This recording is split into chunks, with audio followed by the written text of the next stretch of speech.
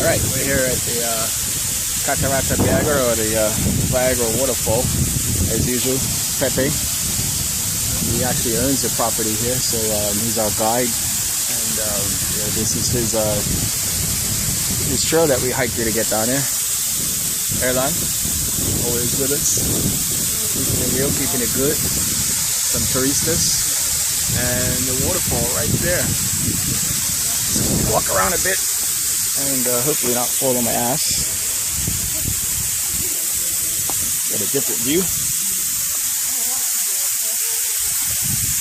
Now on the walk down here, didn't see much this time. A couple poison dart frogs, but they were gone before we could get too close to them.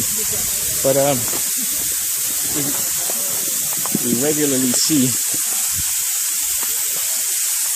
stuff. It's never completely devoid of animals when we walk down here.